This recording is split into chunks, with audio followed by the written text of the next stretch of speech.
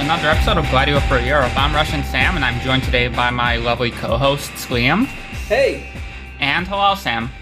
Hello. And we are recording this on the eve of what is now Italian Heritage / Indigenous Peoples Day, formerly known as Columbus Day. So we thought that it would be fun to talk about the history of this holiday as well as the history of Italians in this country, because there's a large proliferation of jokes about Italians on the internet. You've probably seen it for a very long time. A lot of that material is very stale. But what is the actual Italian-American story? I think the best place to start this story is not in 1492. I think it's in 1891. Specifically, March 14th, 1891. In New Orleans, Louisiana.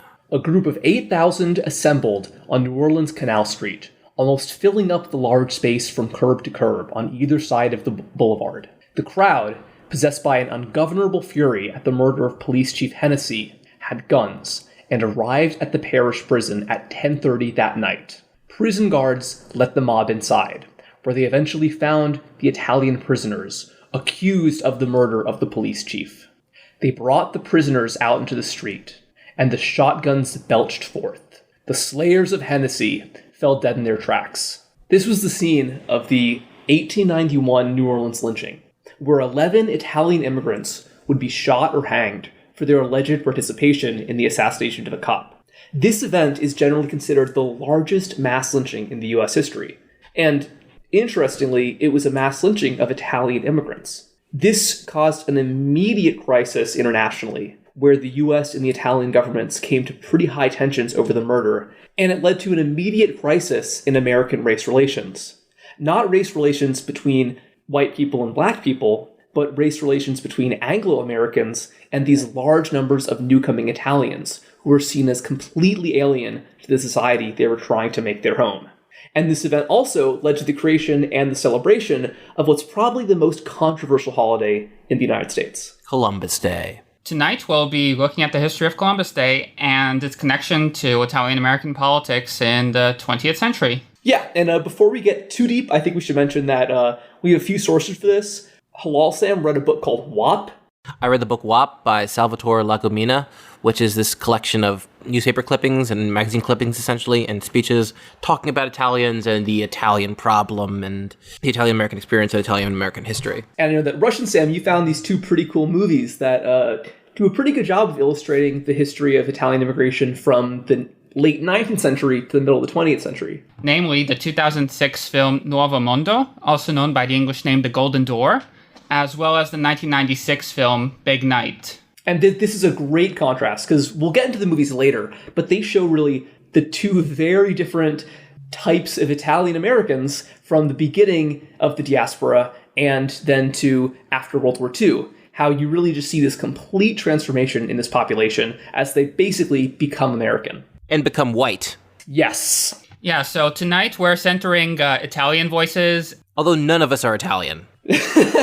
No, but two of us are from New York, which I think means New York and Jersey, so we kind of count. I think we should mention, though, that because this is Columbus Day, we should begin this story with the figure of Columbus himself. So, in 1492, Christopher Columbus sailed the ocean blue. It wasn't that clean, it wasn't very nice. You guys probably know the general outline of this already. Christopher Columbus was a Genoese sailor and merchant who eventually made his way to the Portuguese and later the Spanish court, where he was able to secure the backing of the Spanish crown to fund his expedition to Asia. And so he thought Asia was a lot closer than it really was. He thought that it would be much easier to sail across the Atlantic and get to China or India. A very common myth that you'll hear about this is that everyone thought the world was flat except for Columbus, and that's why they didn't support him. But in reality, it was because they actually knew what they were talking about, and they told him that he was going to die of hunger because he'd run out of provisions before he actually got to Asia. Yeah, especially the Portuguese who were building this maritime empire and had very, very good maps of sea routes. Yeah, and I think we should mention that it probably would have been better for a lot of people if Columbus actually did die of a lack of provisions on his way there. Oh, absolutely. It would have stopped the largest genocide in human history. What does Columbus say in his own words? They brought us parrots and balls of cotton and spears and many other things, which they exchanged for the glass beads and hawks' bells. They willingly traded everything they owned. They were well built, with good bodies and handsome features. They do not bear arms, and do not know them, for I showed them a sword, and they took it by the edge and cut themselves out of ignorance. They have no iron. Their spears are made of cane. They would make fine servants. With 50 men, we could subjugate them all and make them do whatever we want. Yeah, so in 1492, Columbus set sail, and he arrived on the island, which he would call Hispaniola, which is today where Haiti and the Dominican Republic are. So here he's talking about the Taino population that was at that time living on the island. Yeah, who are no longer living on the island because they were mercilessly exterminated and enslaved. I think we should add that although there is a little bit of debate about whether or not Columbus was deliberately trying to destroy this entire nation, it's inarguable that his actions are the biggest contributing factor in the eventual genocide of the Taino people and so many other indigenous peoples across the entire Americas, as well as the beginnings of the American slave trade. Yeah, and you'll often hear the refrain that, oh, it was a different time, they had different standards, but it should be underlined that even by the standards of the day, Columbus was seen as a pretty vicious guy. Yeah, there were Catholic priests and others, and a lot of people who said... Yeah. And you find that great example, Russian Sam, of how he was brutal not even just to indigenous people. As I said, Columbus was from Genoa, and he was actually from a commoner background, basically working class, and he was very embarrassed by that. This resulted in this sort of inferiority complex to the point where when some woman in Hispaniola was talking about his ancestry, his brother basically ordered that her tongue be cut out for bad-mouthing the family. And I have to assume that if he was this openly brutal with a European woman, presumably non-Christian indigenous people would have been treated with even more wanton casual violence. To quote from the letter that he wrote to his brother upon hearing this, "What you have done is good, for whoever speaks ill of us deserves death, and this is the law." It should also be noted that, obviously he wasn't Spanish himself, but the Spaniards had just engaged in the Reconquista, supposedly. I don't like that term, but whatever. Just done a lot of pillaging and conquering in Iberia itself. Yeah, the same year, yes, we shouldn't get the same year that Columbus arrived in Hispaniola was when so many Jewish and Muslim people from southern Spain were forced to convert or leave the country. I think it's just really important to say all that here because this whole episode we're going to be talking about Columbus and his legacy as this great cultural figure. I think we do need to mention early on that no matter if you think he was this great hero of the Italian nation or what, he was a really brutal guy, and there's no way around that. And that even people who defend or uphold the legacy of Columbus should recognize that he was responsible for a lot of brutality, both personally and in his lasting legacy. The other fascinating thing about him as a representative of the Italian nation is that no such thing existed at that point. He didn't go to the Italian court in Rome because it didn't exist. No, he went to Spain. Although interestingly, he wasn't alone in that a lot of people from modern-day Italy did participate as early explorers. Yes. You had Giovanni da Verrazzano, you had John Cabot. Like, the list goes on and on. Like, Italians were very active in this effort. Although these early explorers sailed under the flags of Atlantic monarchies, they were the standard bearers of a general movement of ideas and finances that really stemmed from Italy. The Italian networks and financial backing that were crucial for these Italian navigators provided the additional element that made these first voyages possible. In the early expeditions, the Italian sea captains and their investors cared about profits, not sovereignty, which was an approach the Genoese and Venetians had pioneered in the Mediterranean. The Atlantic monarchs, on the other hand, found it gratifying to extend their sovereignty, both for its own sake and because it would become the basis on which they shared in any profit. One way of looking at what happened in the years before and after 1492 is to see it as an attempted commercial conquest of the Atlantic by several groups of Italian venture capitalists. In the end, the Atlantic world proved too large and too risky and too distant for the Italian commercial networks to really dominate it. So in this way, people from what would eventually become Italy were able to make their contribution in the settlement of the New World and the raising of the indigenous societies that already existed there. And one of the first Italian Americans to settle in what would later become the United States of America and to take part in this project was a guy named Pietro Cesare Alberti, who lived from 1608 to 1655. He's often been called, quote-unquote, the first Italian American. And he was a Venetian sailor who had immigrated to what was then New Amsterdam, what's today New York, in 1635. He had an estate in what's today Brooklyn. Somehow Brooklyn was already calling. He was killed by a Native American. Owned. Oh, yeah.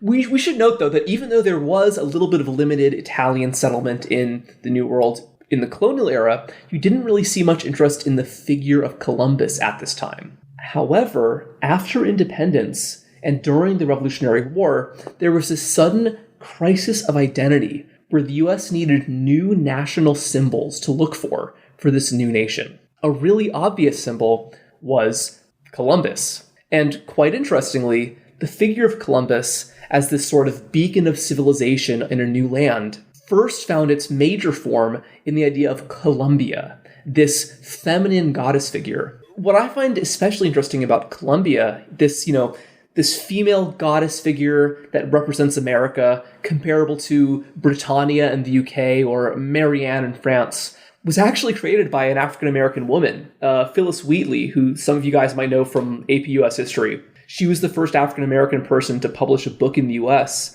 and in 1776, she actually wrote this sort of vaguely pro-independence poem that featured Columbia as this feminine figure. And then shortly after independence, there's this sudden push of Columbia and Columbus being adopted as names. So, for instance, Columbia University, 1784, used to be just called King's College, but after the Revolution and independence, you didn't really want to go to some place called King's College anymore. So now you go to Columbia. In 1786, Columbia, South Carolina, was established as the new capital.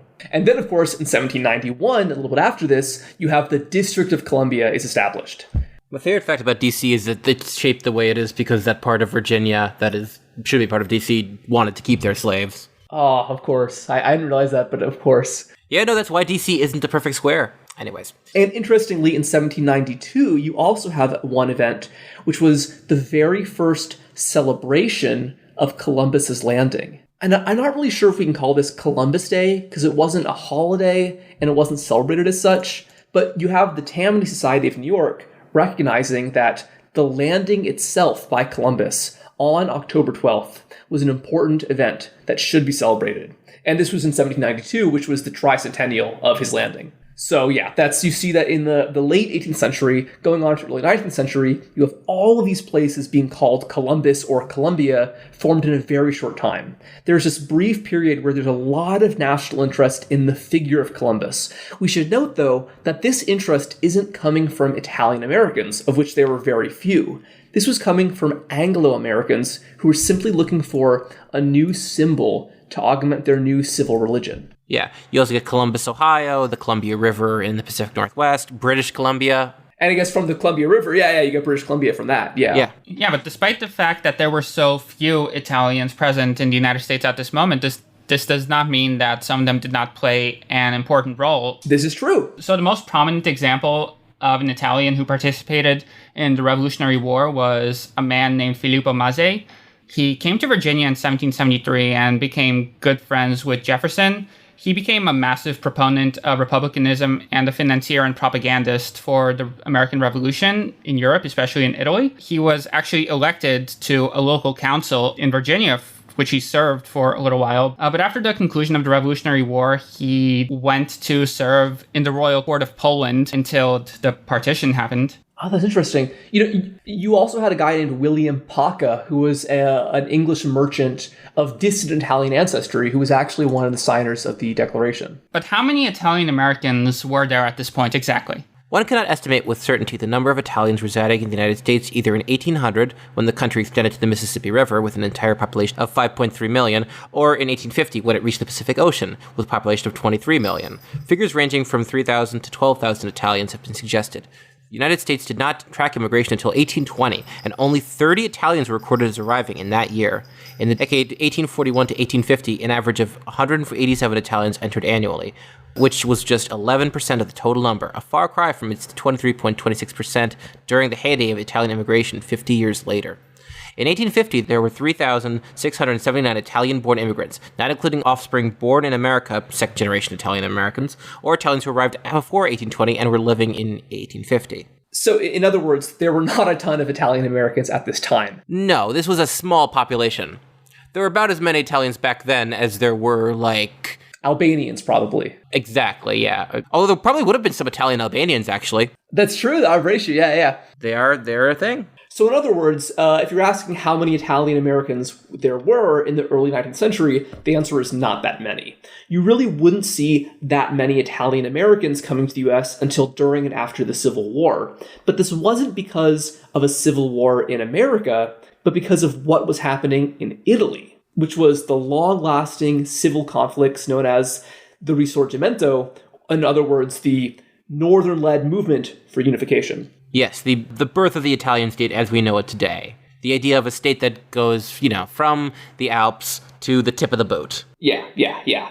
Probably the most important figure in this was Garibaldi. Very, very accomplished, fascinating figure. And this led to a whole lot of economic and social crises that pushed a lot of people, especially on the more elite end of the spectrum, but also a lot of poorer people, to leave the country. What I find kind of interesting is that a lot of these early Italian immigrants during the war actually came to the US as soldiers to fight. And you even had Italian immigrants fighting on both sides of the American Civil War. Yeah, and Garibaldi himself was offered a generalship in the Union Army, but refused it because he was angry that the Union was not fighting to abolish slavery at that point. Although he did have some service in the New World. He did have some military history there. Yeah. Oh, Garibaldi, really, definitely a really cool guy. Well, I'm thinking if we want a holiday for a famous Italian person in the New World, personally, I think Garibaldi is a much, much better pick than Columbus. Absolutely. Incredibly cool guy. Yeah. Why don't you tell us a little bit about the way that the Garibaldi's conflict sort of bled into the American Civil War? So, due to some international liberal support for the Union and Garibaldi's own anti-slavery stance, because he was a good person, many Italian veterans of the Unification Wars emigrated to the U.S. and joined the Union Army. And maybe out of revenge against their Garibaldian enemies, several dozen Neapolitan veterans of the Italian War who had opposed unification sailed to New Orleans to fight for the Confederacy. And I think that's really funny because this means you have the Northern Italians fighting for the North in the Civil War, and you have the Southern Italians fighting for the South. It's incredibly funny. Yeah, and New Orleans, as we'll get into later, is a historically important city for the Italian-American community. Yes, New Orleans was always a major Italian settlement center. The French Quarter specifically, I believe. Yeah. And this is when Italian settlement really took off. It was after the Civil War you start seeing large numbers of Italians, now poorer Italians especially, coming to places like New York and Boston and Philadelphia, but in smaller numbers to places like the West, and including New Orleans, which was sort of considered a Western city, just because it was so far from the Northeast. And you mentioned that a lot of Italians moved to the French Quarter. That's really interesting to me, because in the West, especially in San Francisco and Los Angeles, where they had these existing older Mexican communities, you had Italian immigrants who didn't assimilate into Anglo-American society, but instead they actually basically got folded into the Mexican community in those places. Call that Latin solidarity. Yeah. What were some of the reasons besides political instability and, wartime violence that caused people to flee? Okay, so the price of agricultural goods collapsed after the end of the Civil War, and the population of the South had exploded. The North-South divide got even worse. This is in Italy, by the way, with the North industrializing and the South remaining agrarian and really almost quasi-feudal. Yeah, so again, maybe it's not entirely a coincidence that, the Southerners from Italy joined the American South, because these are places that were both had a very brutal system of agriculture in kind of a similar way. Although, of course, as brutal as agriculture was in Italy, in southern Italy, it was nowhere near as bad as slavery, but it was still this kind of tradition of bonded labor, often enforced by violence. Yeah, I mean, Bella Ciao was originally a song sung by farmers in the South, I believe. Yeah, that's a great example. Yeah, the famous anti-fascist song, yeah. Before it was a partisan song, yes. One thing that you discovered, Russian Sam, was that a big push factor for migration was that even though the south of Italy was incredibly poor, the population was expanding really rapidly. So you had all these very poor rural people, especially in places like Sicily. Oh, yeah, for sure. And at the same time, you were also seeing a massive expansion of the North-South divide in terms of economics. Like, the price of agricultural goods basically collapsed after the American Civil War because you once again had a massive influx of these grains into the market, as well as the expansion of railroads, which allowed goods to reach markets in a more timely manner. And as a consequence, you saw a situation go from, in 1860, the GDP per capita of the southern regions of Italy was 99% that of the more industrial north. So basically, you're saying it was on par at this time with the north. The south was just as wealthy as the north. And then by 1895, it's down to 91%.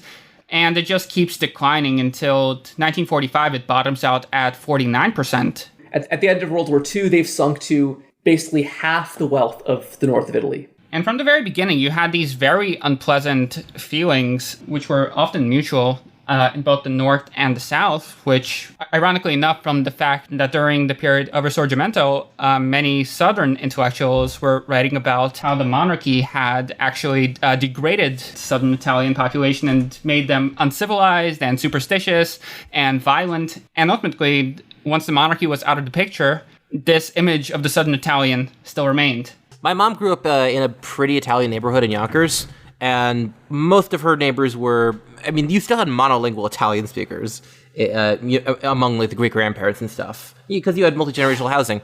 But some of the more northern, but not really northern, Italian kids would say of Sicilians, this is how they would explain Sicilians: a piece of Africa broke off. Which is both racist against black people and against Sicilians, and that's racism within Italy. That's wild. Yeah. No, and this was in the 60s. Yeah. Well, here's that great quote about what it was like in the Kingdom of Naples prior to unification. The traveler who happens in that kingdom finds no signs of a civilized people, no institution that is useful and productive, no public or private instruction, no roads, not even any links among provinces or between the capital and the provinces. There is no traffic, no commerce, no arts, no industry, no manufacturing. And if it were not for the thousands of monks and priests, crooks and vagabonds, beggars and do-nothings, if it were for the serenity and clarity of the sky, the fertility of the soil, this traveler would think that he was in one of the countries of Africa, made bestial by the most degrading despotism. It's really, it's intense stuff. Really nasty stuff, yeah. And it's funny, yeah. So here it is in the 1860s and in the 1960s, you've got this racist association of southern Italy with Africa. Yeah, it's pretty wild. And Gramsci, who I'm sure a lot of our listeners are quite familiar with, he actually had this quite interesting comment about the perception of southern Italy. It is well known what kind of ideology has been disseminated in myriad ways among the masses in the North by the propagandists of the bourgeoisie. The South is the ball and chain which prevents the social development of Italy from progressing more rapidly. The Southerners are biologically inferior beings, semi-barbarians or total barbarians, by natural destiny. If the South is backward, the fault does not lie with the capitalist system or with any other historical cause, but with nature, which has made the Southerners lazy, incapable, criminal, and barbaric. This is his description of what the propagandists of the bourgeoisie, as he would say correctly, what he says that they believe is basically identical to what Lega Nord and other people in the north of Italy who are violently racist against the South would say today. So you're saying, like modern day Italian racists. Yeah, like this is... Although Lega Nord obviously has expanded throughout Italy, beyond the north, etc., it began as a northern separatist party because of this attitude of they are keeping us back. They are the ball and chain which prevents the development of Italy. Right. And of course, these kinds of beliefs held by northern Italians against the South would basically be adopted by Americans upon Italian immigration. And I think that this is a perfect place to introduce one of the movies that we saw for this episode, which is Nuovo Mondo, or Golden Door, which is this really funny, almost magical exploration of what it was like for incredibly parochial rural Sicilians moving to America. And it just shows that these people, they just lived in a completely different world than the one they were about to enter. So the movie takes place in 1904 in Sicily, and the central characters are the Mancuso family, who are these poor Sicilian peasants who decide that it's time for them to pack up and move to America. Right, and these people have no idea about the outside world at all. Probably the most interesting scenes of the movie are where the main character imagines what life in America is going to be. and he thinks it's people with giant vegetables wading through seas of milk, because that's how luxurious life is in America. There's even one funny early scene right at the beginning where these two young women have a photo of what they believe life in America is like. And it's these edited photos of onions so big that a wheelbarrow is needed to carry just one. And these people are so parochial that they really believe that's what's waiting for them. And also their situation at home is so shitty. Yeah. It's overall an excellent movie. It does a great job of capturing the atmosphere of the time, and it just looks great. Like, there are a number of very visually striking scenes. There's one scene where the boat full of immigrants is leaving the harbor to depart to America, and you just see this chasm form between the boat and the people who are waving goodbye to them. It's really ominous, honestly. Yeah, it's very like there's because these people are many of them are never going to return home again. Although I guess, as you noted, Russian Sam, in your research, a lot of Italian Americans did at least intend to go back after working for a few years. Yeah, something like half of Italian immigrants would return to Italy after working for a couple of years in America or in another more developed European country. Their calculus was basically, I'm going to go to America or France or whatever, work for a couple of years, then I'm going to come back home to my village, I'm going to buy a nice plot of land, build myself a nice mansion, and then retire and live happily ever after. And also, talk about how this what this did to the Italian identity. So to a large extent, Italian identity was actually formed outside of Italy, because when these people would go abroad, they suddenly found out that they're, Italians. There's actually this great scene in the ship where they're getting settled down, and one guy notes that he had never slept with so many foreigners before. And Salvatore tells him, foreigners? But we're not foreigners, we're all Italian. Italian? Italian. But we don't speak the same way. Don't you know you're Italian? If you say so. Exactly. Like, once they're in America, they're no longer, you're no longer Sicilians or Tuscans or whatever. You're Italians. Often it was just village identity. Like, keep in mind that unification only happened in 1871. This was a very new country, as well as the fact that the state of education was very poor, especially in the South. The best most people could hope for was going to church school for a couple of months in the winter while they weren't working the land. Right, yeah, because people would often settle among other people from the same province or even the same village. Like, where your ancestors came from in Italy remained an important aspect of Italian-American life in the early 20th century. Absolutely. But we have these mixing together in these little like the little Italies of all these American cities, kind of like we see with Chinatowns. And I actually read an interview with Martin Scorsese. His parents were born here, but basically, like, he talks about how his parents had basically grown up on adjacent blocks. Like, his father's family lived in one building where people from Village X settled, and then his mother settled in a building literally down the block where people from her village settled. And, like, these were very insular people, to the point where, like, people from building X marrying people from building Y would be seen as a big deal, basically. And of course, these immigrants, when they came, because they had very low education and they didn't often have employable skills, they tended to have blue-collar work and often worked very poor wages, probably lower wages than most native-born Americans were comfortable working.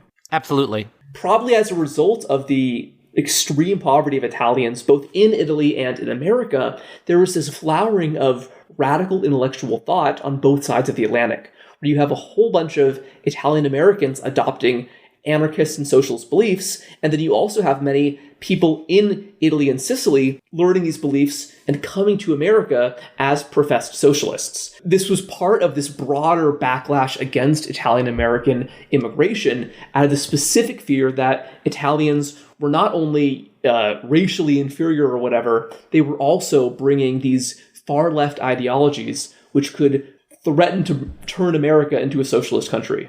All right, and here we have a political cartoon from the late 19th century. Imagine if Ben Garrison was about 20% more racist, or 10% more racist, but it was about Italians. You have rats with human faces, and they're dark-skinned and mustachioed and swarthy, and they're all swimming toward American shores. They're coming out of a box labeled direct from the slums of Europe daily, and you have all of these Italian rats, some of them with knives in their mouth, swimming to America, and they were all wearing hats that say mafia, radicalism, socialism. Anarchism. Yeah, the only comparison I can think of even better than Ben Garrison is if anybody has played BioShock Infinite, the kind of like over-the-top racist art in that game is really not remotely off the mark of what was actually being produced in the early 20th century.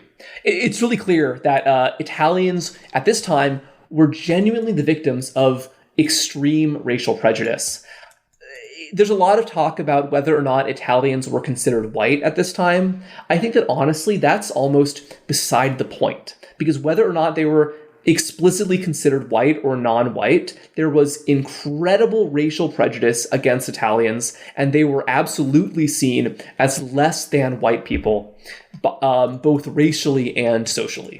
And there were clear material causes of this, like the fact that they would work for really, really low wages. Yeah, and also they were almost uniformly Catholic, which led to a lot of anxieties among the still very Protestant American public. Yeah. This time was teeming with conspiracy theories about papist conspiracy for Catholics to swamp the United States and bring it under the domain of the Pope. Absolutely. And I think this was a big factor in why Italians experienced a lot more prejudice than Protestant immigrants from Germany and Scandinavia. But interestingly, it also seems like that by the late 19th century, when Italian immigration really picked up, they were also being unfavorably compared to other immigrants from Catholic countries. Let's hear this one quote from the New Orleans Times-Democrat, because this is a pretty interesting examination of popular prejudices against Italians. Yeah.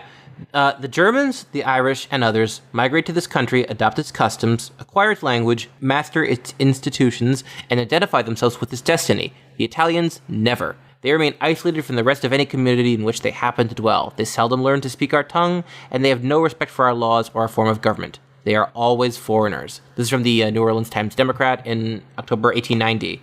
Yeah. This is very, very recently after a lot of people were very afraid of Irish immigrants and Italian immigrants. But there's another quote. They are, with scarcely an exception, Roman Catholics, but they do not feel at home in our Roman Catholic churches, for the reason that the priests are either Irishmen or Germans. The Protestant denominations make very little, if any, effort to proselytize to these people, since the barrier of language is almost insurmountable. Wow, yeah. I think it's pretty true that Italians really seem to have received more prejudice than other European Christians at this time. Yeah, it's very interesting to me that they mention our Roman Catholic churches, which would be an unthinkable thing to say even a few decades earlier. No, because this was in the 1880s, 1890s. Yeah, this is 1884 in the New York Times. Yeah. And so 50 years before that, Irish and German Catholics were seen as, the scourge of America. And speaking of the New York Times, there's an especially nice quote right here that you found. It should be said, however, to the credit of the Italian race, that these peasants, low as they are not often found in our prisons for crimes of theft and robbery. They seem on the whole an honest class, but are continually brought before the courts for fighting, for violence, and for attempts at murder. Crimes which arise from the crowded way in which they live, and the jealousies and the quarrels that naturally arise from their promiscuous mode of life. Their children, as they grow up, will naturally and inevitably form the criminal class of New York City, unless they are reached by only the best American influences. Yeah, this is in 1882. Yeah, that's the Gray Lady, always that lovely newspaper is, just describing how the Italian is naturally inferior unless he's, taught by the superior American way of life. And is just has the crime gene. Yeah. Oh, and actually, we have one more that's even possibly the worst of all. Oh yeah, let's go. Steerage passengers from a Naples boat show a distressing frequency of low foreheads, open mouths, weak chins, poor features, skew faces, or small or knobby crania. Such people lack the power to take rational care of themselves. Hence their death rate in New York is twice the general death rate and thrice that of the Germans. No other immigrants from Europe, unless it be the Portuguese or the half-African bravos of the Azores, show so low an earning power as the Southern Italians. They specify Southern Italians, which is interesting. Yeah, and you're also seeing at this time the collision of Italian immigration with the new turn towards scientific racism. So in a way, Italians were coming at the worst time, because this was a time when white Americans were increasingly interested in stuff like skull shapes, and even like whatever physical differences they could find between themselves and immigrants. And they didn't even have to do this work. The race scientists of Northern Italy had already done their job for them. Yeah, exactly. Absolutely, yeah. And I think that a cool example of this, which isn't entirely racial, but it's very eugenic, is how at the end of the movie Nuovo Mondo, after this Italian family has worked so hard to get to the US, they're told that the elderly mother and the mute son are not allowed to come in because they're seen as potential, pollutants in the American population. Oh, yeah. There's this great quote where one of the administrators on Ellis Island is explaining to a woman asking questions about what the purpose of the test is. And he says, "It has been scientifically proven that a lack of intelligence is genetically inherited, hence contagious in a way. We are trying to prevent below average people from mixing with our citizens." And yeah, that's all there is to it. It was a very cruel enforcement regime which just treated these people like animals. Like, we see a scene where they're being examined, like they're naked, and there are people walking around them to check for deformities or illnesses. Yeah, just really awful, dehumanizing stuff. And of course, I know we're not really a political podcast, but we probably should mention that this is somewhat reminiscent of what still goes on in immigration facilities. It's just an incredibly brutal tradition. Absolutely. And I think the bottom line here is that it's clear that Italian Americans felt incredibly unwanted by their new country. They were experiencing really high levels of opposition and even violence in a lot of places, as we're going to get into. And starting from pretty soon after the end of the Civil War, there was this push among Italian communities across the US to prove themselves as Americans. And one way a lot of Italian Americans thought to do this was by connecting themselves as these 19th century Italian residents to earlier Italian residents in the Americas. And the obvious example was Christopher Columbus. In 1866, Italians in New York lobbied for the recognition of Columbus Day as a holiday. Yeah, this was when New York probably had one of the only Italian communities in the country. Greatest city in the fucking world, baby. Yeah, and these were for the most part educated political exile types and not the quote-unquote ignorant country peasant. So it was a very different demographic, but nevertheless, they felt the need to create a space for themselves as part of the American nation. And they were followed by the Italians of San Francisco, who held a Columbus Day parade in 1868. Yeah. One kind of funny quote I like is that there was one Italian activist named Angelo Noce who led the campaign for Columbus Day in Denver. And he said that he first recognized that Columbus was a good figure because he was creating a tavern, and he wanted to name the tavern after an important Italian. And he said he finally decided to call it Christopher Columbus Hall, realizing that Columbus was the only Italian that Americans wouldn't throw rocks at. Jesus Christ. Yeah. But yeah, there is a genuine environment of discrimination here. Yeah. And I think this is why Columbus Day is a really touchy subject, because even though Italian Americans today, thankfully, don't experience really any discrimination. No, they're white now.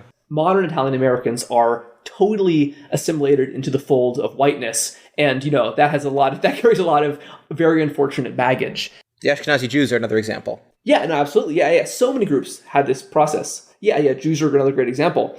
But before Italians were really incorporated into the fold, I don't think you could really fault them for latching onto Columbus, even though Columbus was a pretty awful person.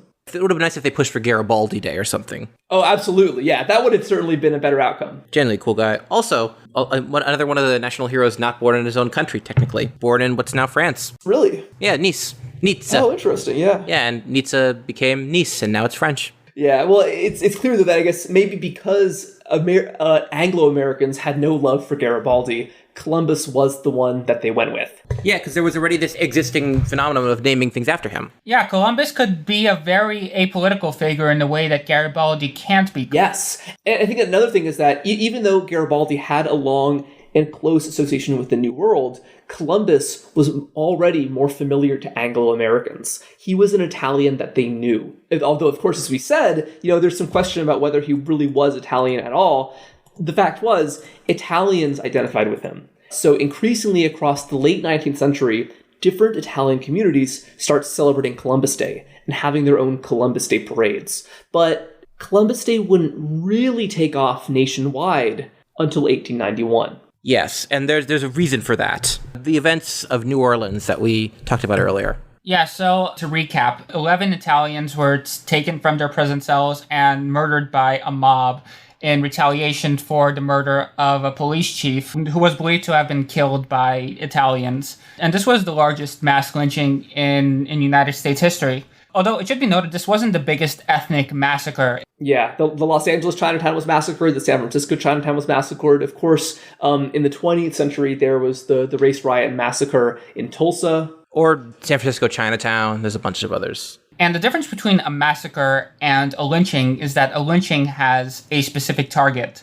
It's mob violence against a specific person, whereas these other massacres... Supposedly vigilante justice, yeah. Yeah, what happened in Tulsa is more of a pogrom, really. That's a much better way to put it, I agree. Yeah, that's a pogrom against black people, whereas this is a specific... Yeah. A lynching against suspected, but most likely innocent, accused killers of a cop. And is killing a cop even really a crime? Come on. Here's an article from March 16th, just a couple days after the lynching from the New York Times. And I think this article does a great job of both summarizing the brutality of what happened and also gives a nice little look at the way the riot was seen by many Americans. Yeah, by non-Italian people of New Orleans. But yeah. The New Orleans mob shot to death 11 victims. 2 or 3 others upon whom it sought to carry out its notions of justice could not be found. As was said by the New Hampshire clergyman who witnessed the sacking of the office of a Copperhead quote-unquote newspaper at Concord during the War of the Rebellion, it was a very respectable mob, quote-unquote. Nor did its leaders make any concealment of their part in the understanding. Mr. Parker, Mr. Denegre, and Mr. Wycliffe made short exhortatory speeches. It was announced that Mr. Houston would be the quote-unquote first lieutenant. These were all well-known citizens of New Orleans. A quote-unquote committee had procured rifles, pistols, and shotguns. In broad daylight, the angry throng followed its leaders to the parish prison. Once inside the walls of the prison, they shot down the crouching and shrieking Italians as they would have shot down streetcars. The New Orleans Cotton Exchange at once adopted resolutions declaring the actions of the mob as proper and justifiable. How many citizens of the United States would believe that? There can be no doubt, however, that the people of New Orleans believe it. The Stock Exchange and the Board of Trade adopted similar resolutions. The newspapers did not condemn the lynching, and some New Orleans newspapers approve of it. Nor can there be any doubt that the mob's victims were desperate ruffians and murderers. These sneaking and cowardly Sicilians, the descendants of bandits and assassins, who have transported to this country the lawless passions, the cutthroat practices, and the oath-bound societies of their native country, are to us pests without mitigations. Our own rattlesnakes are as good citizens as they. Our own murderers are men of feeling and nobility compared to them. Yet while every good citizen will readily assent to the proposition that this affair is to be deplored, it would be difficult to find any one individual who would confess that privately he deplores it very much. That is because human nature, in some respects, has been but slightly modified since the days of savagery by civilization and criminal jurisprudence and quote-unquote respect for the constable's staff. And so this New York Times piece, even though the language is very strong, is really actually quite critical of the lynching.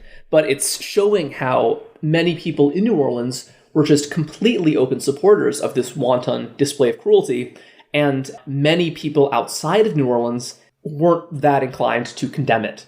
I think that one interesting example of somebody who evaded justice was John Parker, who helped organize the lynch mob. 20 years later, he was elected governor of Louisiana. And you know what? Could somebody read this quote by him about what he has to say, Governor Parker, about Italians? He described Italians as, quote-unquote, just a little worse than the Negro, being, if anything, filthier in their habits, lawlessness, and treachery. Yeah, so there's just this, you could call it, I think, an outpouring of white supremacy against Italians. You have these people who, despite being from Europe, have extreme anti-black racism, grafted onto them.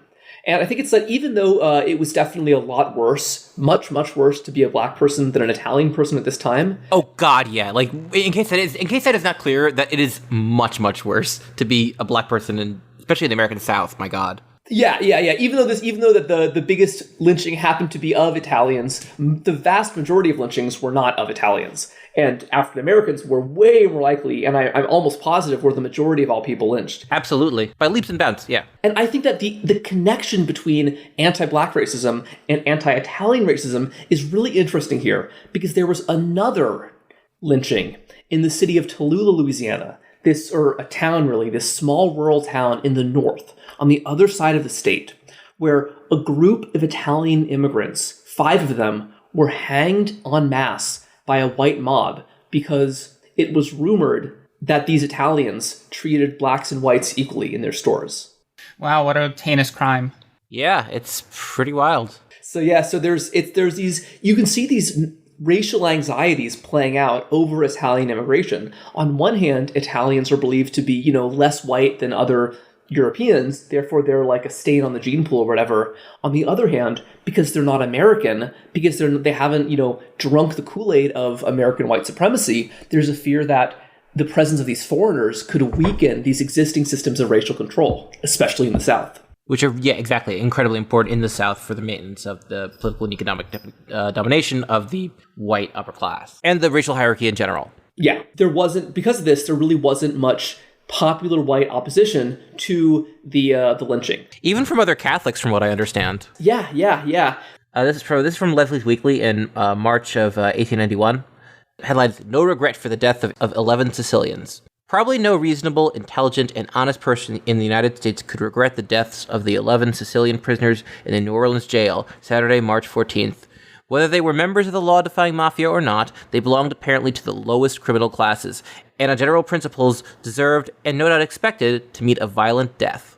And then just a couple months later, we have Senator Henry Cabot Lodge, who was from a pretty, very famous political family, who went so far as to say, "Such acts as the killing of these 11 Italians do not spring from nothing, without reason or provocation. The mob would have been impossible if there had not been a large body of public opinion behind it, and it had not been recognized that it was not mere riot, but rather revenge, which Lord Bacon says is really just a kind of wild justice."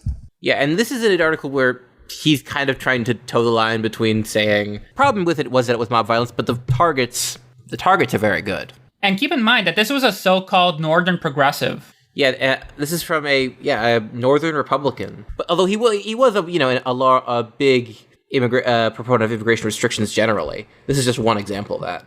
Yeah, many so-called progressives were open white supremacists, and they saw the betterment of the country as involving, violent eugenics to purge the gene pool of undesirable elements. Yeah, many of them were eugenicists. Absolutely, yeah. So if you're an Italian immigrant in the year 1891, if you live in the North, you're going to have progressive politicians who might accept your votes, but at the same time, they're going to support a eugenicist program that excludes you. If you go to the South, you get fucking lynched because you're seen as not white enough, you're not like a reliable ally in white supremacy. You can maybe go out west where things might be a little bit easier for you, but even there was this big trend of Catholics of all types being slowly stripped of their power by incoming Anglo migrants. So really, it was just a very precarious time for these immigrants. So what I think is interesting is that even though there was not much public outcry in the United States against this mass lynching, there was a very rapid outcry from another country. Yeah, from Italy and the Italian government. This also, we should add, is something that Black people who were victims of lynchings, again on a much larger scale, did not get. Which is a really interesting difference here. Even though these Italian immigrants were very poor and incredibly oppressed, they did have at least the spiritual support of the Italian government protecting them. And we should add that the Italian government was just 20 years old at this point. Yeah, Black people had no such backers on the international stage. This became obviously a very big national event, this massive lynching of Italians, to the point where it goes all the way up to the presidency. When President Harrison, trying to ease the rupture of relations between Italy and the United States created by the lynchings, allocated a cash indemnity of $2,500 for the families of 3 victims who were Italian nationals, Congress protested. Harrison was accused of, quote-unquote, unconstitutional usurpation of congressional powers of spending from an emergency fund where there was no emergency. No indemnity was paid to the families of the victims, who were American citizens. When the president denounced the lynchings as a, quote-unquote, offense against law and humanity, there was talk of impeaching him. I think this really just goes to show just both the level of anti-Italian sentiment at this time, but also just the fervor of, American racism. So these are immigrants straight from Europe, yet they're just treated with this extreme vitriol to the extent that if the president makes any kind of apology for an act of horrific violence against them, he suddenly has a target on his back. And the lynching and the coverage of it had another very interesting legacy in that this was the first time that the American public was introduced to the idea of the mafia. Yes, because the mob were accused of assassinating the police officer. And the people who got lynched were supposedly members of the mafia. And so from this point onwards, Italians were associated with the mob, which was an image that they worked very hard to change. And I think there's definitely some irony there, some projection. I mean, the fact that, Anglo whites who are part of this lynch mob are the ones going around and saying, actually, Italians, you guys are the violent ones. So after the lynchings, there was this enormous crisis within the Italian community, because even though there had been violence against them before, this was really much more brutal than previous acts of, anti-Italian hatred. And so there was an immediate campaign toward the US government asking for support. But because Harrison had been rebuked earlier by his opponents, he needed a less material and more symbolic way to really, if not protect Italian Americans, prevent further outbreaks of violence. Because even I think a lot of racists who didn't condemn the mob, they probably recognized that you didn't want too much unrest in this country. Especially if Italians are being racialized as violent, you probably don't want to get them, too angry. And so what happened was, just by a stroke of luck, this horrific lynching happened only a few months before the 400th anniversary of Columbus's landing in Hispaniola. So this meant that President Benjamin Harrison announced that October 12th, 1892 would be the first National Columbus Day. So really, this is where the idea of Columbus Day leaves the confines of the Italian communities in America's cities, and for the first time enters the national consciousness. You have this idea that Columbus, who previously had some association as this national American figure, now should be celebrated in this specific day. Although what's funny is that initially it was meant to be a one-time thing, really just to diffuse Anglo and Italian tensions. It ultimately became, like we said, this very controversial, lasting holiday. So assimilation was a big concern both for outsiders as well as members of the community in various ways. There was a lot of fear from the American perspective about the supposedly inassimilable nature of Italians, but there were also other aspects as well. So, for example, you had a bunch of cultural reasons. Well, the stereotype about Italians being lazy and not really working or whatever. So, but I guess you found out that despite that stereotype. Yeah, despite the stereotype, in 1890, 90% of public works employees in New York City and 99% in Chicago were Italians. And it's they literally built the public infrastructure of those cities, like the subways, like the water systems, and a lot of them died doing that. It's crazy. It's there's so many stereotypes like that, but it's like today how, with Latinos, there's a contradictory coexisting stereotype of them as lazy and also as low-income workers. Yeah, they're stealing all the jobs, but also they're mooching off of us. Yeah, it's ridiculous. And I guess, so tell me about this. I know that you also thought that there was a fear that Italian individualism was somehow a contrast with the American character. So Italians were a very collective-minded people, which a lot of rural Americans at this point were as well. Capitalism had not dissolved those bonds yet, but Italians tended to be very family/community oriented, and this extended to not trusting authorities, originally stemming from the fact that back home in Italy, first of all, when the unification of Italy happened, suddenly these peasants were faced with a bunch of new taxes, which in aggregate didn't really get them anything, so they just sort of learned to keep their mouths shut and just watch out for their family. And it's funny you should mention families, because one way that many Italian immigrants did differ substantially from Anglo-Americans was the fact that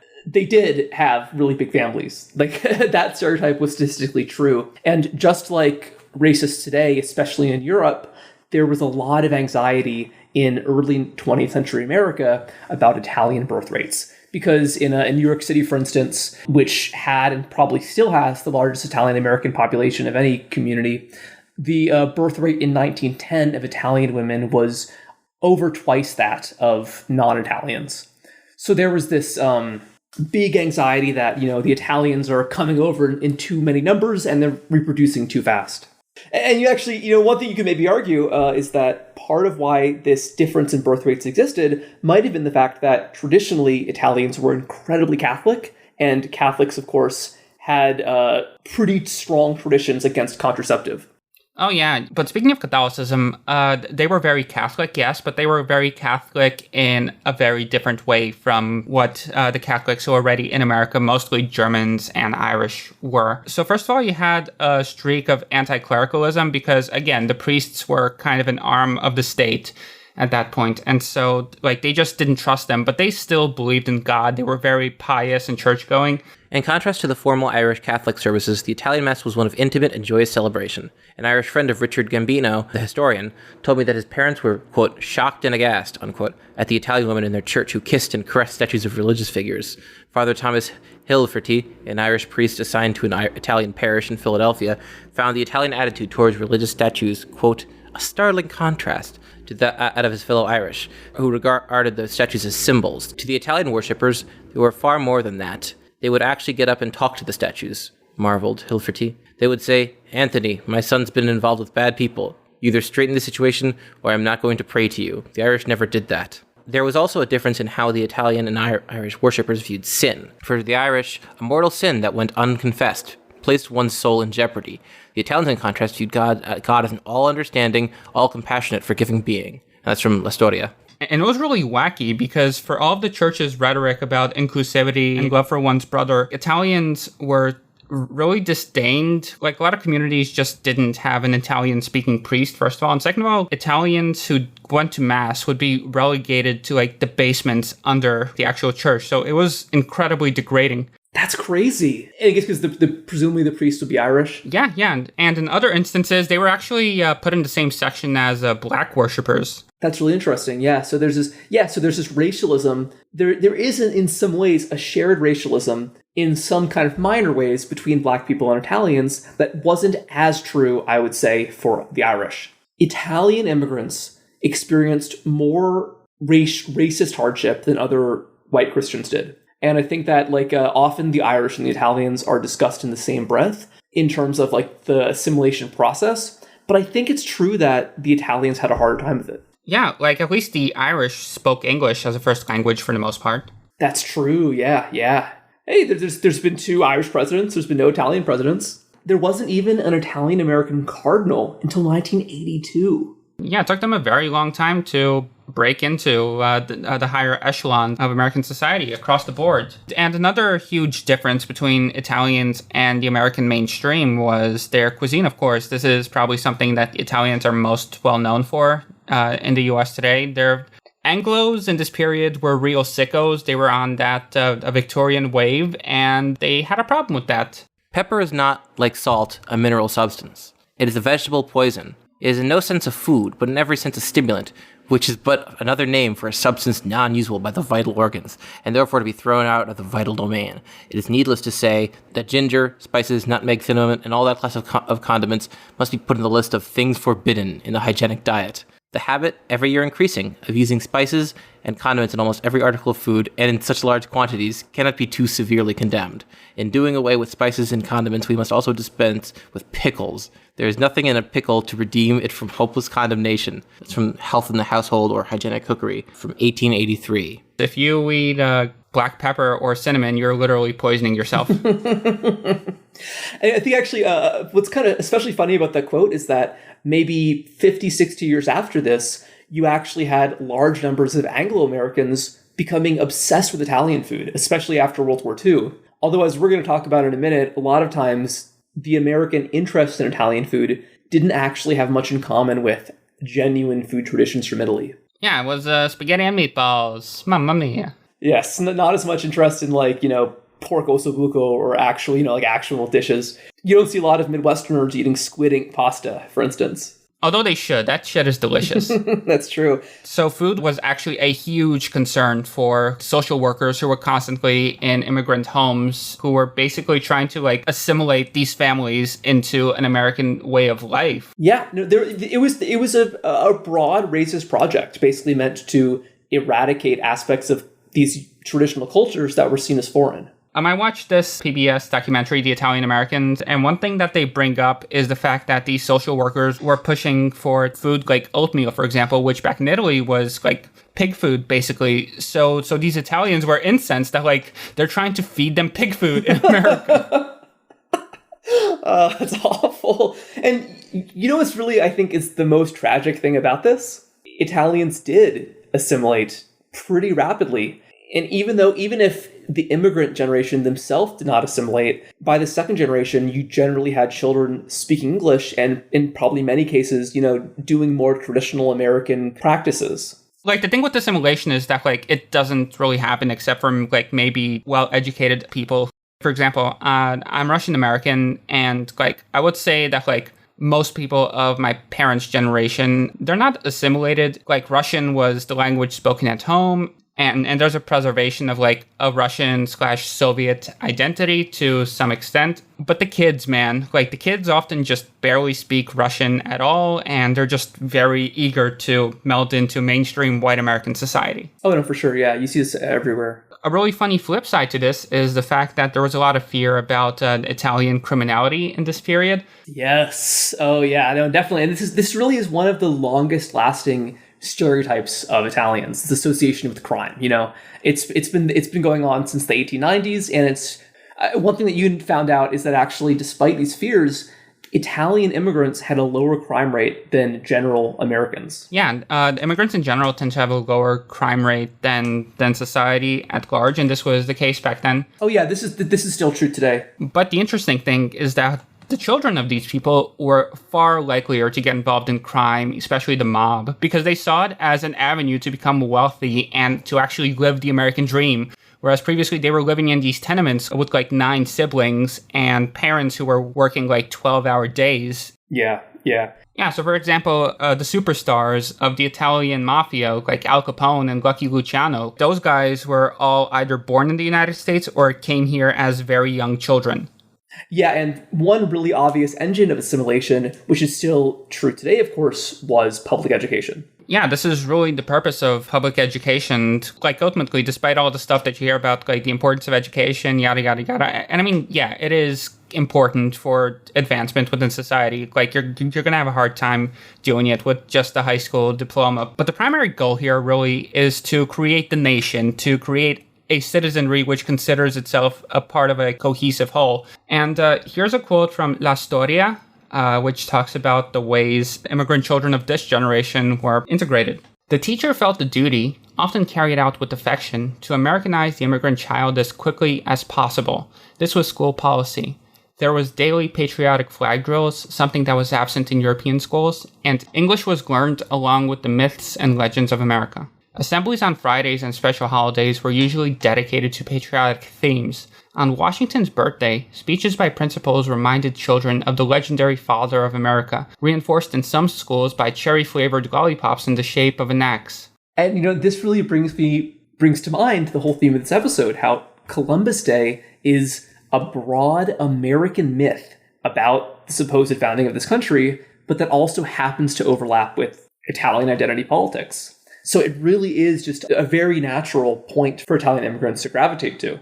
Oh, absolutely. Although, as we're about to find out, there actually would be a lot less Italian immigrants very shortly. Because starting with 1917, the US government began to pass a series of quite racist legislation that heavily limited immigration to the United States, even from Europe. At this point, there was mostly screening by mental capacity or illness, or in the case of women, for example, they wouldn't accept unmarried women, which is highlighted in Nuovo Mundo. But with this series of acts, suddenly you find an expansion of that framework to encompass a much larger area. And one really big impetus behind these immigration restrictions, in addition to just base racism, was the first Red Scare. Because of that existing stereotype of Italians as radicals, When the Russian Revolution happens and there's this global panic about communism, you suddenly see this crackdown on immigrant groups believed to be bringing socialism into this country. And the two groups that were most heavily targeted were Jewish Americans and Italian Americans. Yeah, so then in 1921, you saw the passage of the Emergency Quota Act, which restricted yearly immigration to just 3% of the number of residents from each country, according to the 1910 census. So, for example, if there were 1,000 Italians living in the United States in 2010, basically they would allow in 30 people. But really, the U.S. brought out the big guns in 1924 with the Immigration Act, which made the 1921 provisions permanent, which brought the quota down to 2% and also introduced visas for the first time. This policy, which was really basically formulated to keep out Jews and Italians, severely restricted immigration to the United States throughout many decades. And what's crazy is that this law wasn't actually repealed until 1965, when a new Immigration Act was passed that allowed much less brutal restrictions on place of origin for immigrants, which allowed for further immigration not only from Southern and Eastern Europe, but also from Asia and Latin America. The Immigration Act of 1924 revised the figure down to 2%, but that wasn't the same census, whereas the first one was the 1910 census. This was the 1890 census, so this was even fewer. Oh, so it was based on an even smaller population. That's crazy. What I do find kind of interesting, though, is that despite this increased turn against, Italian presence in America, in the early 20th century, a lot of Italians did rise to prominence. One of the first famous Italian Americans was Rudolph Valentino. Although we should probably note that even though he was a popular actor in the silent era, the newspapers would just casually call him a wop. It wasn't seen as offensive to do so. Because of his Italian heritage, he was, totally pegged down as this, so-called Latin lover who played these very exotic roles. And this was actually quite sad because he wanted to be a more serious actor and get roles where he wasn't typecast into this kind of role, but he just wasn't able to do it. Another prominent Hollywood Italian person who had a much nicer life was Frank Capra, who's born in Italy, and he directed all of these movies from the 30s and 40s that you've probably seen. It Happened One Night, Mr. Smith Goes to Washington, and probably most famously these days, the Christmas movie It's a Wonderful Life. Yeah, all-around excellent director. One more Italian celebrity this time was Joe DiMaggio, who a lot of people say is, the best baseball player of all time. He was from an Italian family, although as we're going to get to in a second, his parents had a much harder time than he did. And in addition to these cultural figures, Italians were increasingly becoming prominent in politics, especially on the East Coast, primarily as Democrats. So the most famous example would probably be Al Smith, who was basically a quarter Italian, and his father had changed his name to be more Anglo-sounding. He was elected as the governor of New York in 1923 and tried to run for president in 28, but he lost. And there was this huge backlash against his campaign. So in the same way that you had stuff talking about how creeping Sharia is coming, back in the good old days, you saw a lot of the same theories drawn around about Catholics. So you had a contingent of people who believed that Al Smith, who was openly Catholic, they believed that he was planning to move the papacy to Washington, D.C. So America could become a Pope-run theocratic state. And these kinds of ideas didn't go away. It continued all the way until the election of John F. Kennedy.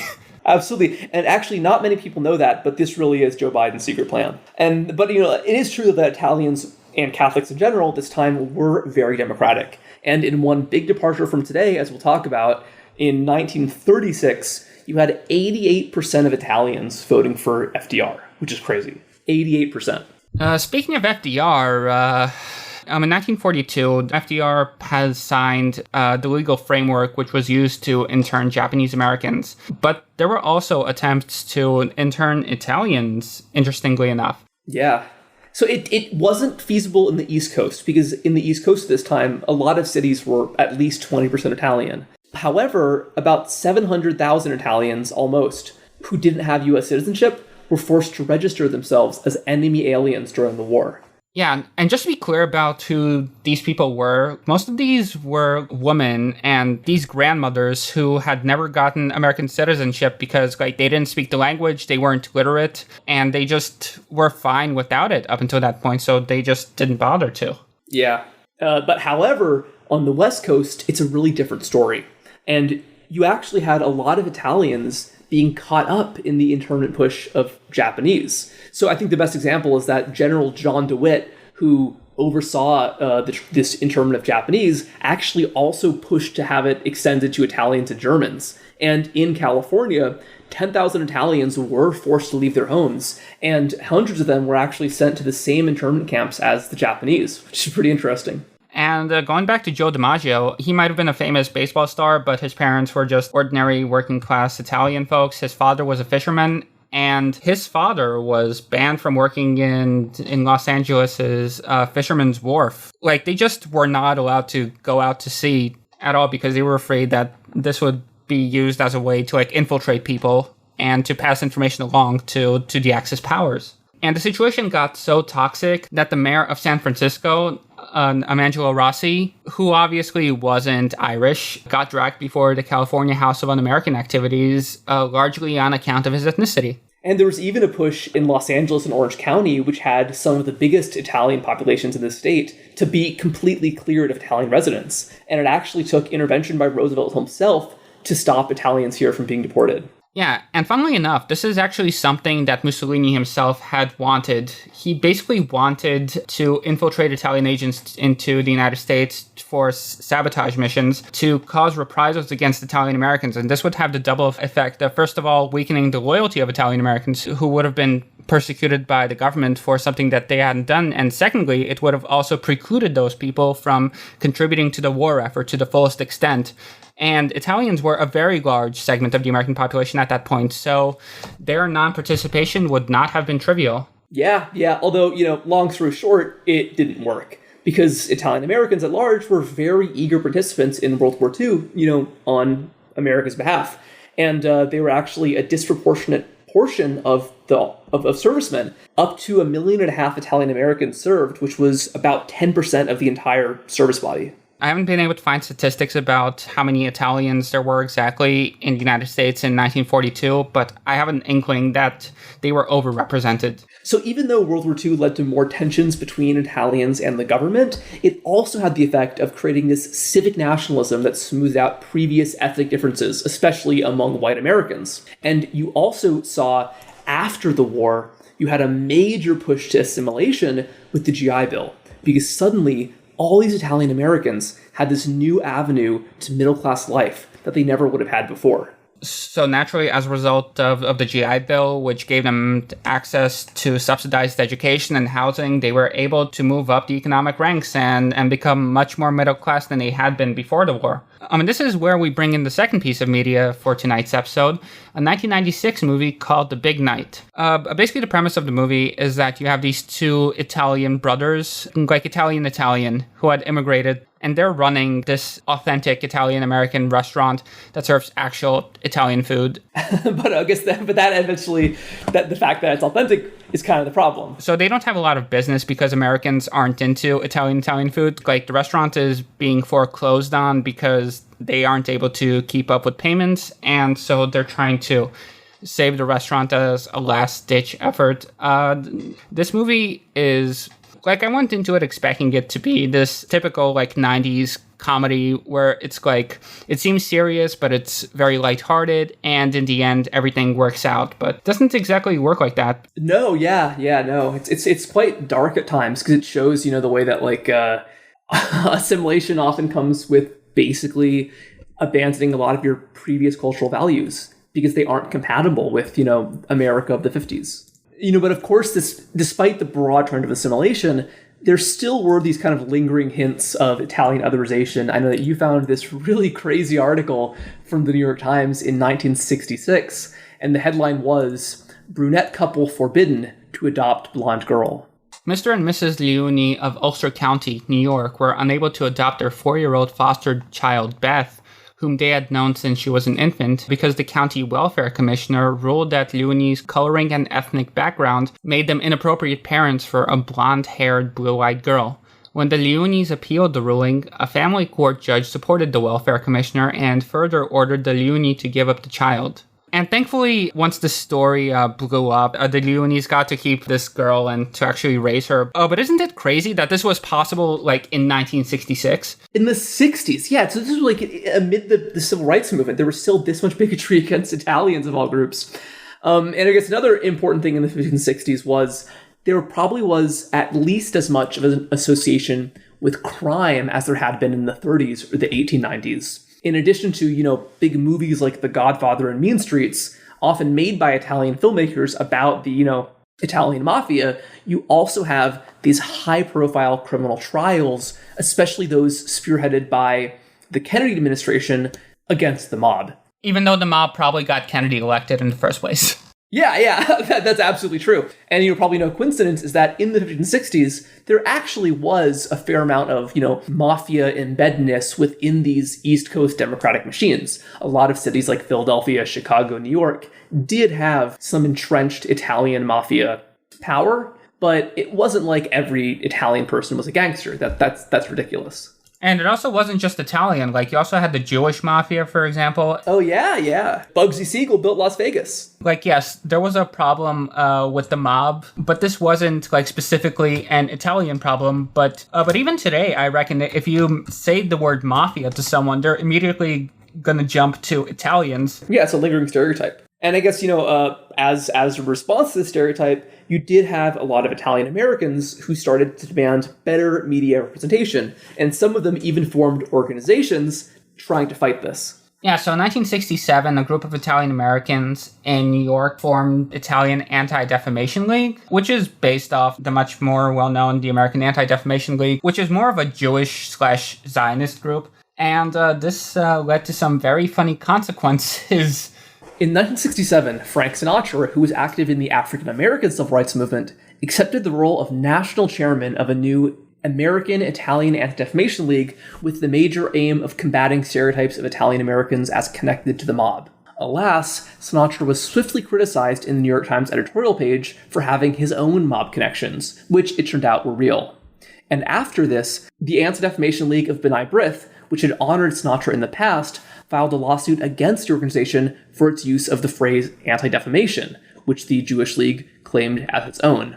The comic nature of the situation did not go unnoticed. The normally staid Times printed the semi-serious headline, "Italians and Jews go to court." One thing we should mention is that although many people involved in the Italian Americans anti-stereotype movement were well-intentioned, it did pretty quickly get bogged down by the fact that a lot of the people fighting this stereotype of Italians as criminals actually were themselves involved in organized crime. Yeah, so most comically, in 1970, Joe Colombo of the Colombo crime family, aka probably the most famous mafia syndicate in the United States ever, founded the so-called Italian American Civil Rights League. Colombo was insistent that he was an honest real estate broker and he had made all his money honestly, and that he was being targeted by the FBI because of anti-Italian sentiments.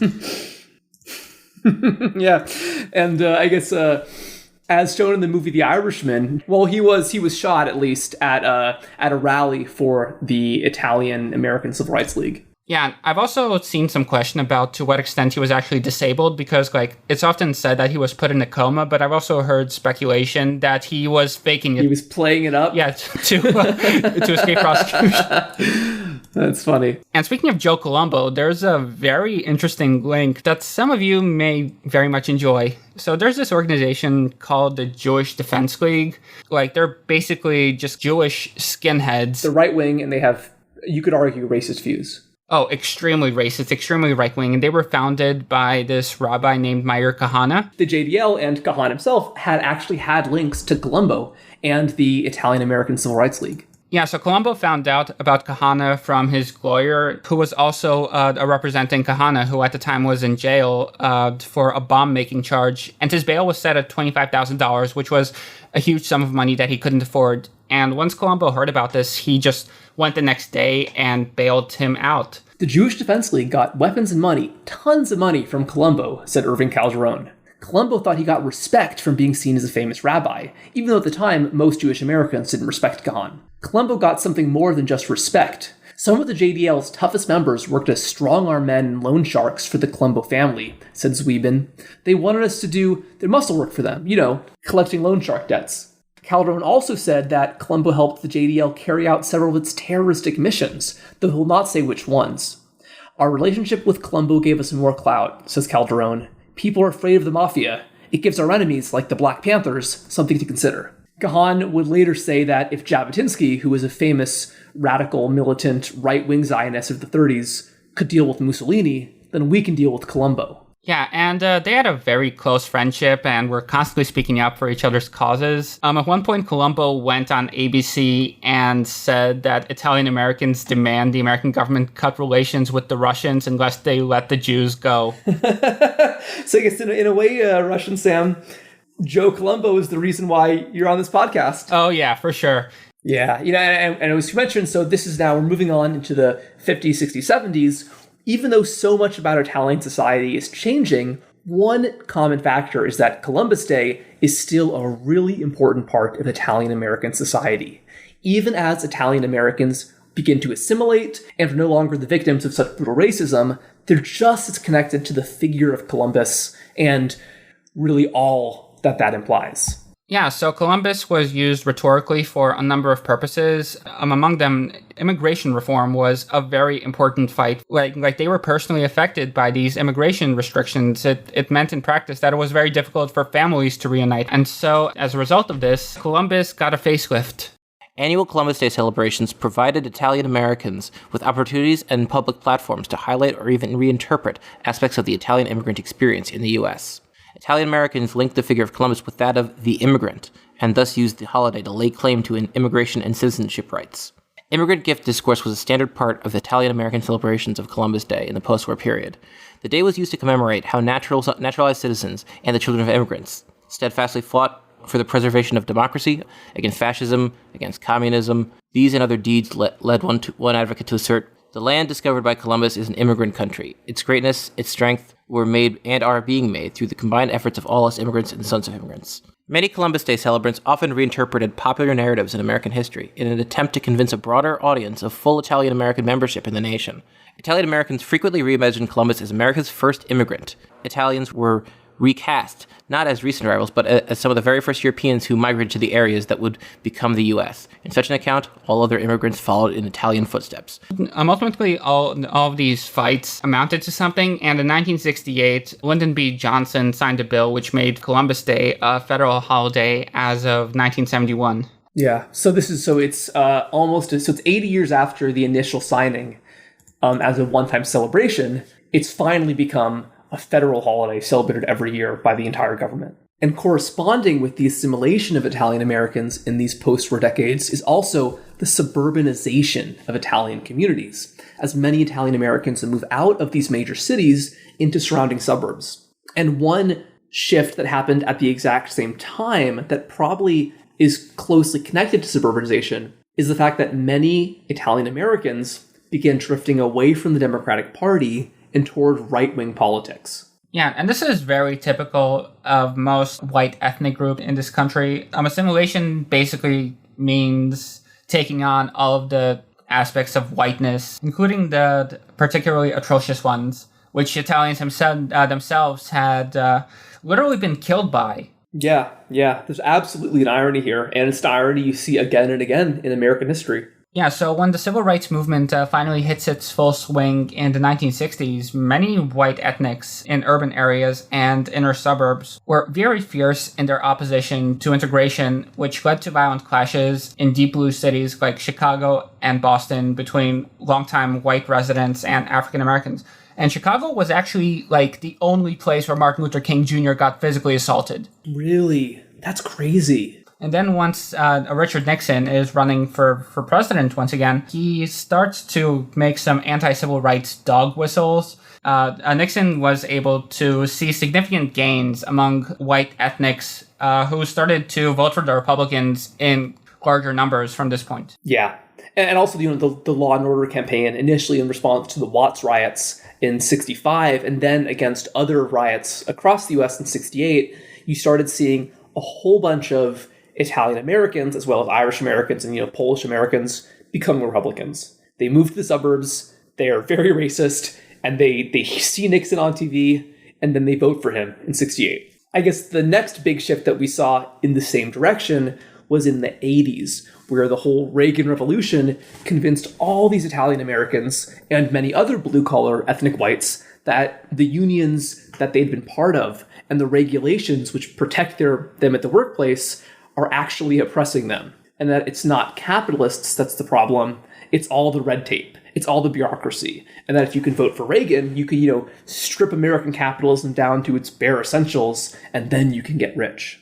Italian Americans these days, especially since 2016, are way more right-wing than their grandparents were. And according to this 2016 BuzzFeed survey, Italians were actually some of the most right-wing Americans in the country. And that Italian Americans supported Trump over Hillary by a margin of 61 to 39, which was 1 point ahead of WASPs, who had, always been the traditional bulwark of reaction, and even 10 points ahead of the Irish. And maybe less surprisingly, a full 37 points ahead of Jewish Americans, who remain one of the only white ethnic groups to be consistently liberal. One pretty interesting case study of the right-wing shift in Italian politics is Buddy Cianci. Anybody who's listened to that podcast, Crime Town, from a couple years ago knows who this guy is. He was a Democratic lawyer who rose to prominence fighting the Patriarcha crime family of Rhode Island, but then in 1974 switched parties, became a Republican, and was elected as mayor on this anti-corruption and also pro-austerity platform. Yeah, and this is kind of irrelevant, but the moment I laid my eyes on this man's photo, I just instantly associated him with Jabba the Hutt.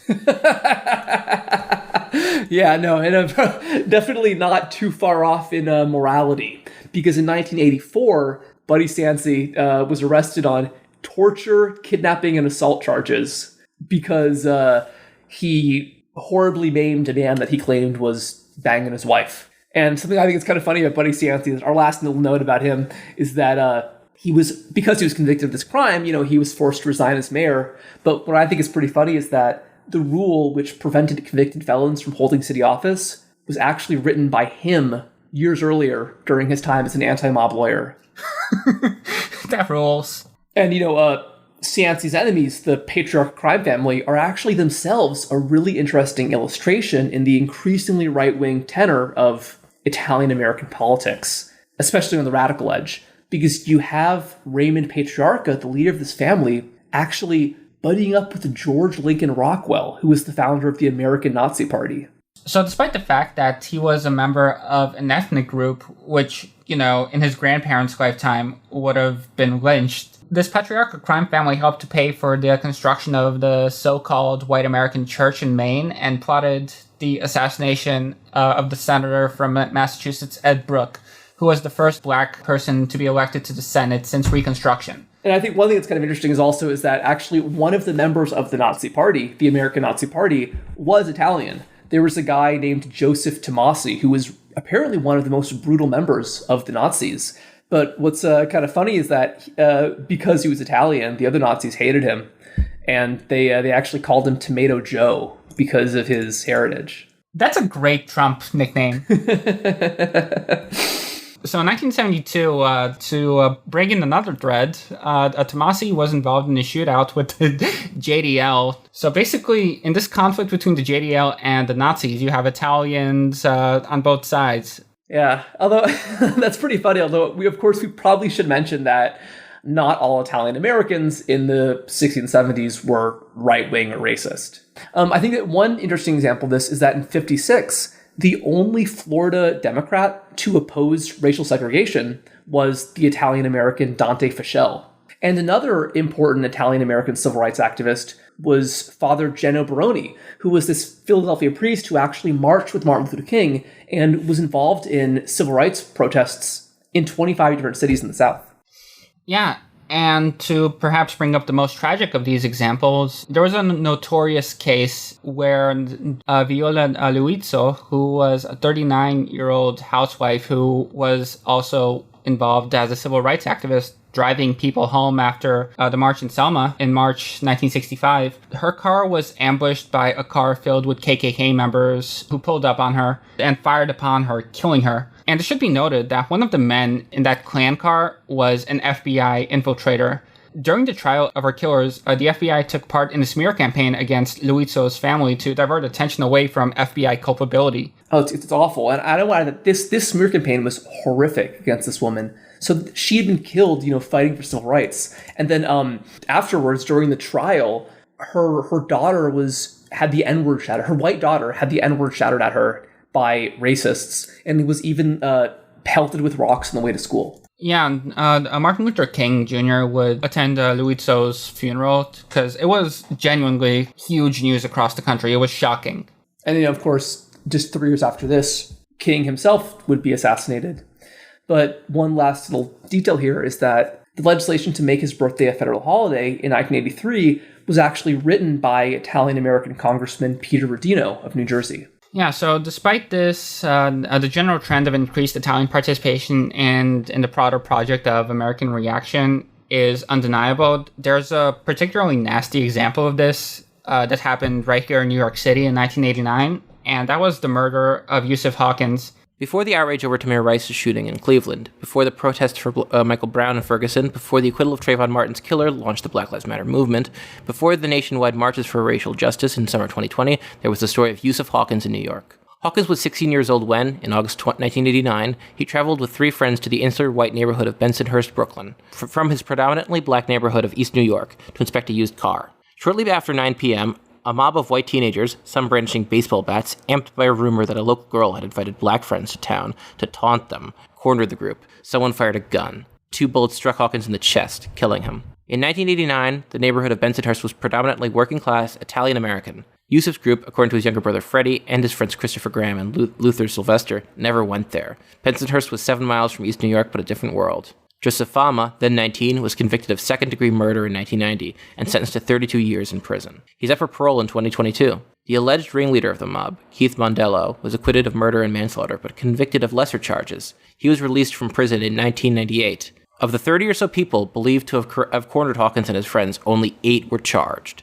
Yeah, and I think, honestly, this kind of brings us full circle in a really horrific way. How in the 1890s, Italians are targeted in the largest mass lynching in U.S. history, and then in the 1980s, Italians are instigating one of the most recent lynchings against African Americans. Yeah, and this really very neatly brings us to a question, namely, if Italians are no longer victims of racism in America, what is the purpose of Columbus Day in this day and age?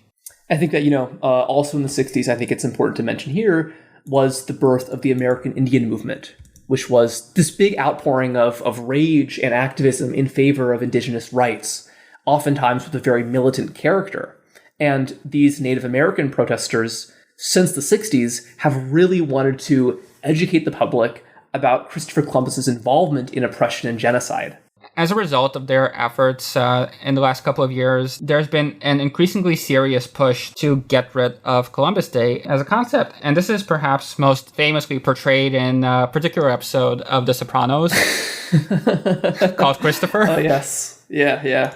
In that episode, there's a struggle where a local Native American group wants to get rid of a popular statue of Christopher Columbus that had been paid for by an Italian society. And the mob guys in the show are really upset about it. Although one of the most famous parts of this episode, which, to be honest, half of the people listening here probably know what I'm about to say, it's the part where the only member of the gang who's actually from Italy explains how he actually doesn't like Christopher Columbus, because Columbus was Genoese, and he's from Naples. They don't get along. Yeah, that was a great episode all around. It often has the reputation of being the worst episode of The Sopranos. It's hilarious. It's excellent satire. And it's very relevant because, just last year, tensions flared up pretty heavily as all of these statues were torn down by, anti-racist protesters, especially statues of Columbus. And I think it's kind of interesting to note that even though it's possible that some of these statues of Columbus were basically put up to defend a certain group from racism, 80, 90, 120 years later, Italian Americans really aren't the victims of any noticeable racial animus. It's a very different country now, where racism is still an enormous problem, but I think it's fair to say that Italians are more likely to be on the offending end these days than the receiving end. That's the American dream.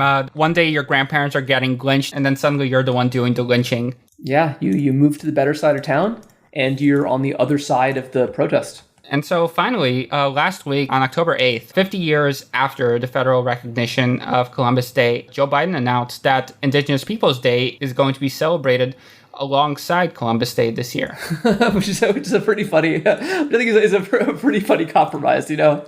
You have like the victims of the genocide and the guy who sort of got the whole thing started on the same holiday. Yeah, like if you're gonna do it, you might as well go the New York route and just call it Italian Heritage / Indigenous Peoples Day. Well, thank you so much, Russian Sam, for putting together this really great episode. You know, even if you might not be Italian, you're a New Yorker, you're a lifelong New Yorker, so I think that means you're at least a little bit qualified to talk about this subject. I'm a little bit Italian by relations. I think that we should also say, you know, most important of all, that the official stance of Gladio for Europe is that we're anti-Columbus Day, but like we said, we do think there should be an Italian holiday. And I think it's fair to say that the best Italian holiday there should be is Garibaldi Day. So everybody listening, you know, call your senator, pick it outside your local pizza joint and tell them America needs Garibaldi Day. So we're going to end this episode with this pretty cool 1925 song that's, it's a son who emigrated from Italy to America, writing a letter back to his mother. And it's a pretty nice song, just, you know, saying how I'm gone, but I still think about you. And that even though I'm here in America now, I think about Italy every night. And that I'm earning this bread, but it tastes so bitter. And that so many of us, we're in America, but we long for the sky of our homeland. And so I'm thinking, you know, if we could just close off this episode, that's also happens to be our first celebration of Garibaldi Day. Let's all say, Obbedisco. Mia cara mater, sta patterasi Natale e asta lontana chiunma sap amare come vorrei allummato io tre biancale come vorrei sentino zampugnare ai ninna miei facitelo presepie e a tavola mettito piatta mia facita quando è a sera da vigilia come si miezza a voi stessa puria ance ne casta lacrima st'America a noi napolitane per noi che non ci chiamimmo cielo Napoli come amare sto pane